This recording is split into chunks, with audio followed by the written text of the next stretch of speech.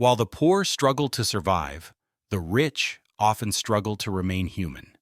And in Gilded Age America, no family embodied this tragedy more completely than the Vanderbilts, where a fortune measured in billions became a curse that poisoned 4 generations. Today, we chronicle one man whose story encapsulates this destruction. Reginald Claypoole Vanderbilt. Born with every advantage civilization could offer. Dead at 45, broke, diseased, and forgotten. His life a cautionary tale about what happens when wealth arrives without wisdom, when privilege replaces purpose, and when a dynasty's 3rd generation discovers that inheriting billions is far easier than surviving them. This is not a story about spending. It's a story about psychological annihilation, about how the absence of struggle can be more devastating than its presence, and about how America's richest family produced a man so damaged by wealth that he gambled away millions while drinking himself to death, leaving behind a baby daughter who would spend her entire life trying to escape the wreckage of his choices. Imagine, if you will, stepping into the world of Reginald Vanderbilt, a world where solid gold nameplates adorn the stalls of 60 thoroughbred horses, where $70,000 could vanish in a single night at the roulette table without consequence, where Yale University was merely a brief distraction between horse races, where marriage to a teenager half your age seemed perfectly reasonable when you're dying of cirrhosis at 43. This was Gilded Age excess at its most grotesque. Not the calculated empire building of his great-grandfather, not the anxious stewardship of his grandfather, but pure, undisciplined consumption. The final evolutionary stage of a dynasty that had forgotten how money was made and remembered only how to spend it. Reginald Vanderbilt's story begins not with his birth, but with his great-grandfather's pathology. Because to understand how a man destroys a fortune, you must first understand how that fortune destroyed him. Cornelius Vanderbilt, the Commodore, was not a businessman. He was a monomaniac, a man whose relationship with money transcended ambition and entered the realm of psychological disorder. "I have been insane on the subject of money-making all my life," he confessed in his later years. This was no humble brag from a successful entrepreneur. It was a rare moment of self-awareness from a man who recognized his own madness but could not escape it. Born in 1794 in Staten Island, the Commodore quit school at age 11 to work on his father's ferry. By 16, he had borrowed $100 from his mother to purchase his first boat. The obsession had begun early. While other children played, young Cornelius calculated profits. But the Commodore's mania for money came with a terrible cost. His wife, Sophia, he committed to a mental asylum when she became inconvenient to his business dealings. His son, Cornelius Jeremiah, suffered the same fate, possibly for the crime of homosexuality in an era when such things could not be spoken. His treatment of his eldest son, William Henry, proved even more psychologically devastating. The Commodore called him a blatherskite, a person who speaks nonsense. He labeled him a blockhead so often that William Henry internalized the criticism completely. At age 19, the young man suffered a complete nervous breakdown under the weight of his father's contempt. The Commodore's response? Exile. He banished William Henry to manage a small family farm on Staten Island, effectively discarding his disappointment like a failed business venture. The Commodore had 9 daughters. He treated them as afterthoughts. Inheritances for women were not investments in the future. They were minor expenses to be minimized. Even in death, the Commodore wielded his fortune as a weapon of control.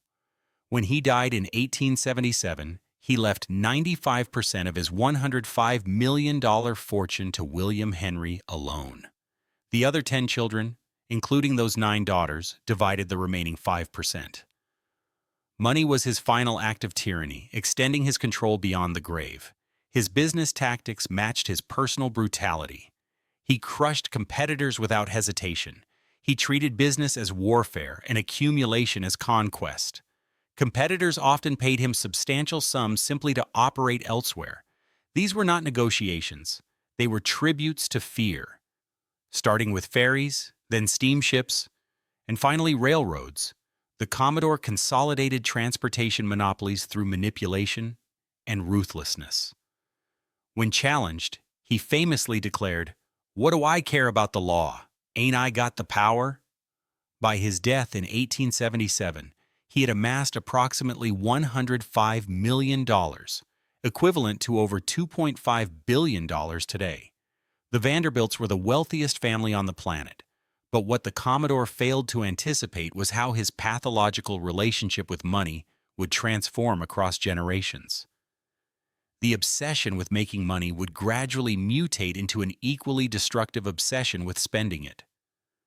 The ruthless focus that built the fortune would give way to an aimless, undisciplined approach that would ultimately destroy it.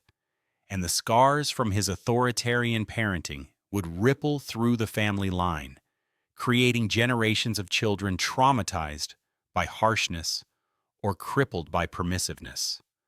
The Commodore's money pathology had begun its devastating journey through the Vanderbilt bloodline, a curse disguised as a blessing, a fortune that would consume its inheritors from within. William Henry Vanderbilt emerged from his father's shadow like a man climbing from darkness into blinding light.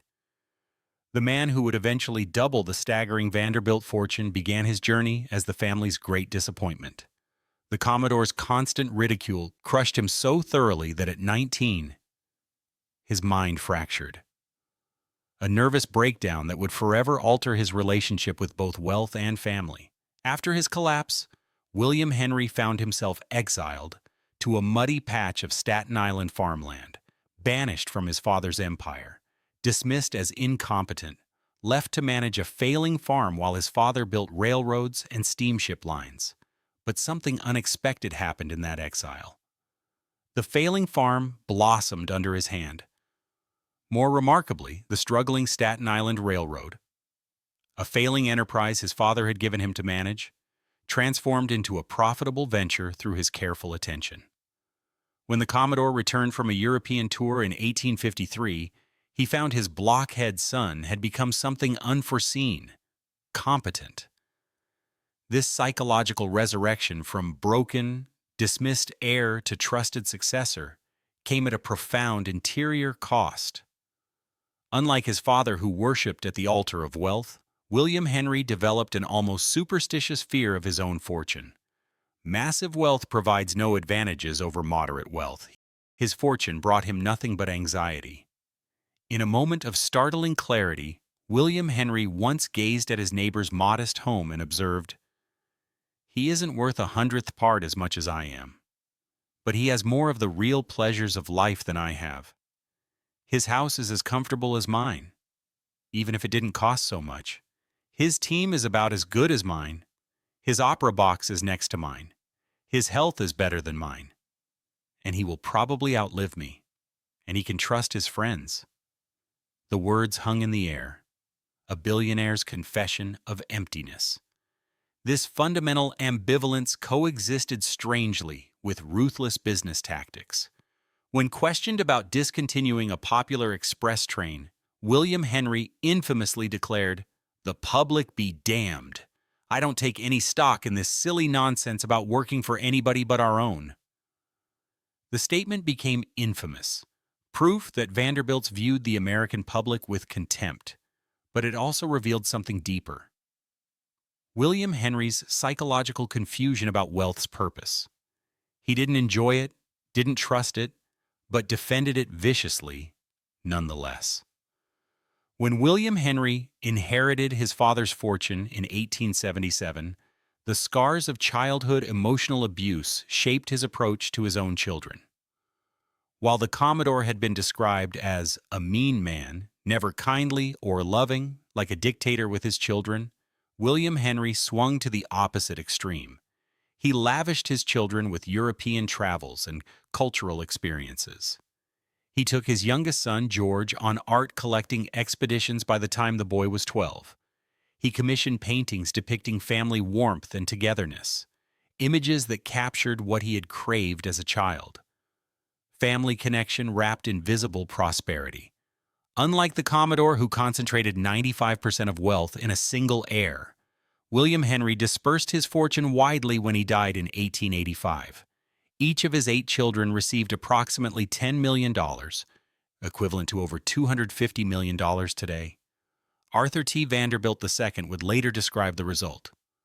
A bunch of mini-emperors, not one showing any interest in making money or even keeping track of it, just spending it. William Henry's frail health cut short his reign at the pinnacle of American prosperity. He resigned his railroad presidencies in 1883 due to chronic sickness. Just 2 years later, at age 64, he collapsed during a business meeting with Baltimore and Ohio Railroad President Robert Garrett. His death came merely 8 years after inheriting, fatally limiting his time to transmit financial discipline to his children. The psychological pendulum had swung from the Commodore's cruel, authoritarian parenting to William Henry's indulgent permissiveness. The father who suffered from too little nurturing gave his children too much freedom. The man who endured harsh expectations imposed virtually none on his heirs. This unspoken psychological reaction against his own childhood would shape the dynasty's fate more profoundly than any business decision he ever made. Because among those 8 children was Cornelius II, who would father the dynasty's ultimate victim, Reginald Claypoole Vanderbilt. Mr. Vanderbilt has no fads or hobbies. He is a man of strong domestic tastes and finds his chief enjoyment in the family circle. The New York Times, 1893. The Gilded Dynasty needed a golden child, and Cornelius Vanderbilt II fit the role perfectly. Heir to a business empire and bearer of his grandfather's name, he alone would navigate the treacherous waters between wealth's creation and its inevitable dissolution. Born in 1843 on Staten Island, he emerged as the favorite grandson of the fearsome Commodore and eldest son of William Henry. Unlike his father, who suffered beneath the Commodore's caustic criticism, young Cornelius received validation from the beginning. His work ethic while clerking at the Shoe and Leather Bank in New York City endeared him to his grandfather, who was a strong believer in personal industry.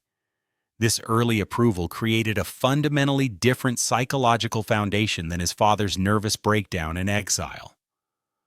While William Henry had scraped and clawed for his father's respect, Cornelius II inherited it.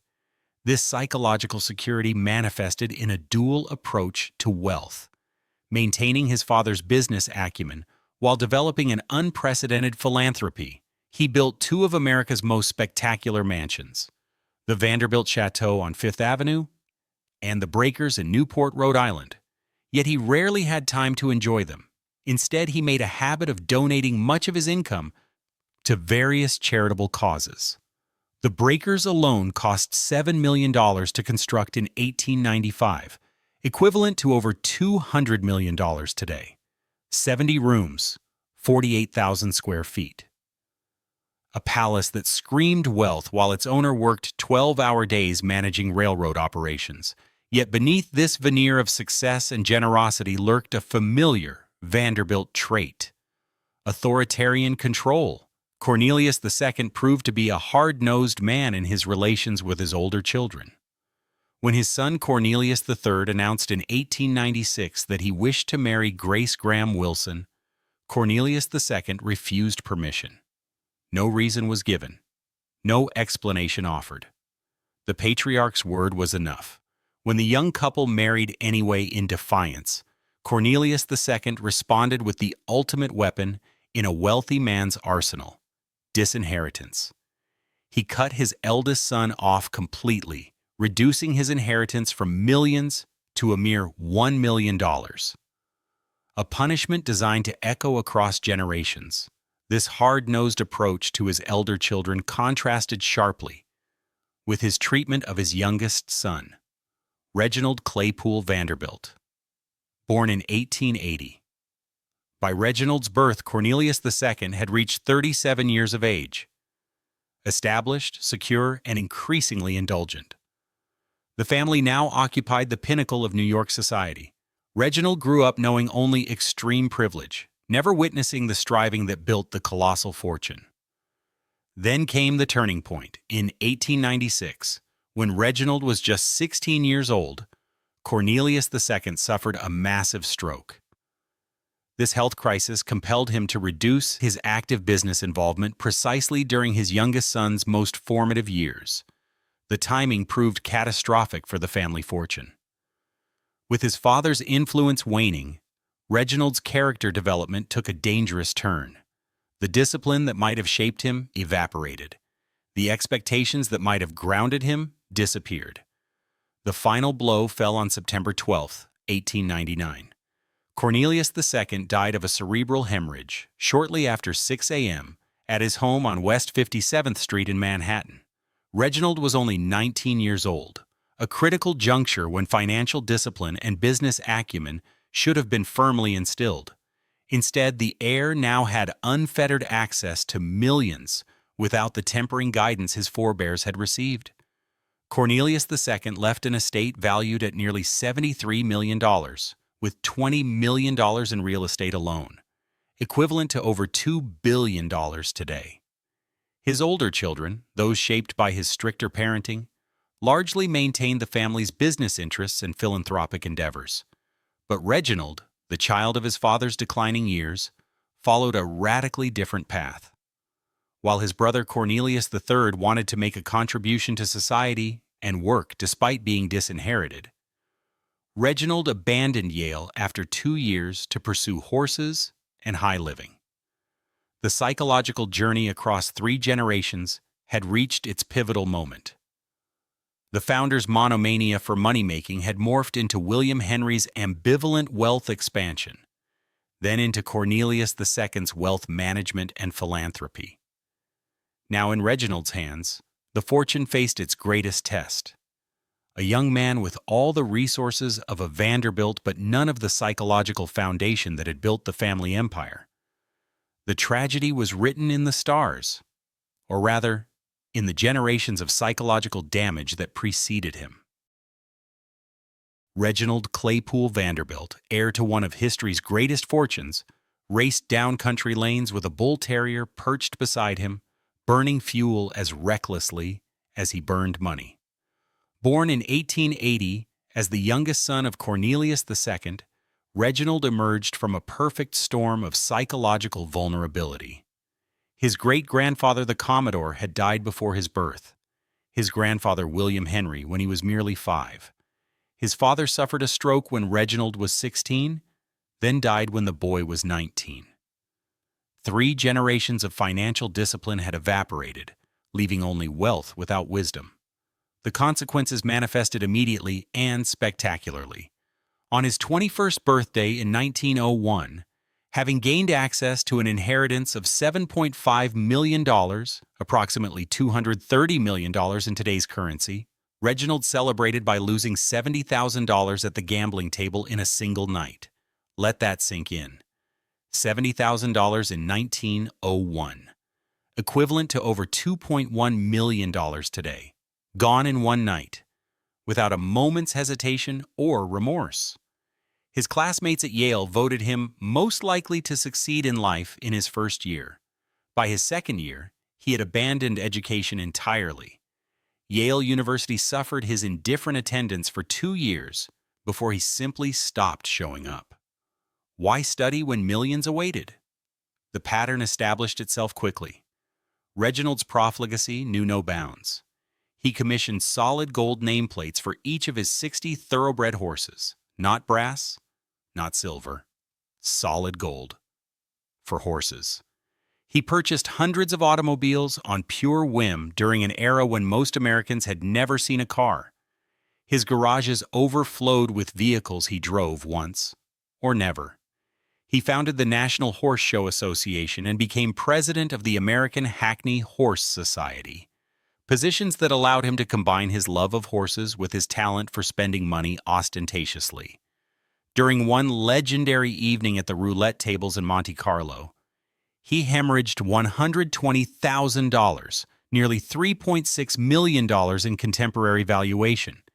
He reportedly laughed as the chips disappeared, ordering more champagne while his fortune evaporated. The drinking began early and intensified quickly. Reginald wasn't a social drinker.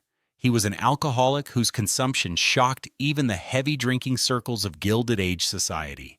Friends reported that he often drank a bottle of whiskey before noon, that he kept decanters in every room of his various residences, that he sometimes couldn't remember entire weeks of his life. His first marriage in 1903 to Kathleen Nielsen produced a daughter, also named Kathleen, but collapsed by 1920 under the weight of his drinking and gambling. The divorce settlement cost him dearly, but not as dearly as his habits. Over his lifetime, Reginald inherited approximately $25 million through various trusts and distributions from the family fortune. In today's currency, that's roughly $742 million. All of it vanished through drink and gambling. By 1923, at age 43, doctors delivered a stark prognosis. Stop drinking or die. Your liver is failing. You have months, perhaps a year. Reginald responded by marrying 18-year-old Gloria Morgan, a stunning Swiss-born socialite whose twin sister Thelma was having a 5-year affair with the Prince of Wales. Think about that decision. A 43-year-old dying alcoholic marrying an 18-year-old girl. The age gap alone was scandalous, but the context made it grotesque. Reginald knew he was dying. He married her anyway. On February 20th, 1924, Gloria Laura Vanderbilt was born, Reginald's second daughter and final child. 18 months later, Reginald was dead. On September 4th, 1925, at Sandy Point Farm in Rhode Island, cirrhosis of the liver claimed him at age 45. His body, bloated from alcohol and liver failure, was laid to rest while his infant daughter Gloria, who would never remember him, became the center of a custody battle that would captivate Depression-era America. The most shocking revelation came after his death when his executors opened his estate files. The heir to the greatest fortune in American history had died broke. He'd blasted through his entire fortune and incurred huge debts besides. Only a $5 million trust fund remained, to be divided between his young widow and infant daughter. Everything else was gone. The solid gold nameplates for 60 horses, sold to pay debts, the hundreds of automobiles, auctioned off, the thoroughbred horses themselves, dispersed to settle gambling losses, his various mansions and properties, mortgaged to the hilt, then seized by creditors. Reginald Claypoole Vanderbilt had accomplished what should have been impossible. He destroyed one of history's great fortunes in a single lifetime, not through bad investments, not through business failures, but through pure, undisciplined consumption. His spectacular financial collapse represented the culmination of a multi-generational psychological progression. Unlike the Commodore who created wealth through savage determination, unlike William Henry, who maintained it through anxious discipline, unlike Cornelius II, who balanced it with philanthropy, Reginald knew only consumption. His development lacked critical psychological inputs. The stern guidance of an authoritarian father had vanished during his formative years, where earlier generations received validation only after demonstrating competence. Reginald enjoyed approval without corresponding expectations. Without an authority figure imposing boundaries, in psychological terms, Reginald exhibited classic third-generation syndrome. Having neither created wealth himself nor witnessed its creation, he lacked both skills and motivation for preservation. The psychological trajectory of the Vanderbilt fortune had reached its inevitable conclusion. The obsessive accumulation had transformed fully into pathological spending, and the infant Gloria, born into collapsing splendor, would carry this psychological inheritance into the next generation, spending her entire life trying to escape the wreckage of her father's choices. The dynasty ended with an heiress-turned-fashion designer named Gloria Vanderbilt. After her death in 2019, her son Anderson Cooper, sorted through troves of letters, documents, and journals, giving voice to the Vanderbilt ancestors he never knew. The poor little rich girl never stood a chance. Gloria Vanderbilt entered the world on February 20th, 1924. Born into the wreckage of a once great fortune, her identity already a national obsession. At 18 months old, her father Reginald died from cirrhosis, leaving her half of a $5 million trust fund, the meager remnants of the Vanderbilt fortune. The real inheritance proved psychological rather than financial. At age 10, Gloria became the unwilling center of a custody battle dubbed the Trial of the Century by ravenous Depression-era newspapers. Her mother, Gloria Morgan Vanderbilt, and paternal aunt Gertrude Vanderbilt Whitney battled for control of both the child and her trust fund. The courtroom on October 1st, 1934, became a theater of class warfare. Over 100 reporters packed the room. Americans, mired in the Great Depression with 21% unemployment and an average income of $1,745, devoured salacious details about the dysfunctional ultra-wealthy. The testimony was shocking, even by today's standards. Gloria's nurse testified about finding Gloria Morgan in bed with a German prince, reading what she called vile books. The French maid testified about discovering Lady Milford Haven kissing her just like a lover. The judge closed the courtroom after testimony became too scandalous. Tabloids screamed lesbianism in headlines. The scandal consumed America. After her Aunt Gertrude won custody, Gloria would later tell her son Anderson, "I had no relationship with her at all and just worshipped her from afar." Gloria's relationship with wealth mirrored her fragmentary childhood, inconsistent, unstable, ultimately unreliable. Coming into her inheritance at 21, she embarked on a series of marriages, 4 in total, and careers in art, acting, and eventually fashion design. In the 1970s, she launched her designer jeans line. Her swan logo adorned millions of back pockets across America. At the height of success, she reportedly earned $10 million in royalties in 1980 alone, equivalent to $37 million today. Yet the Commodore's pathology of money had morphed again. Gloria oscillated between making and losing fortunes, never achieving the stability that wealth should have provided. The 1980s brought catastrophe when Gloria discovered her lawyer had defrauded her of millions and failed to pay her taxes. The IRS placed a lien against her properties for $2.5 million.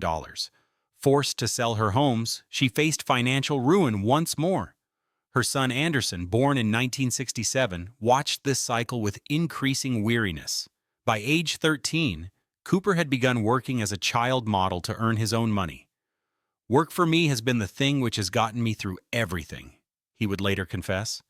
Rather than resenting the absence of Vanderbilt wealth, Cooper embraced independence. "I don't believe in inheriting money," he declared, calling it an initiative sucker and a curse. He deliberately distanced himself from the Vanderbilt legacy, identifying as a Cooper, the surname of his father, who grew up poor in Mississippi. The final irony arrived in 2019 when Gloria died at 95.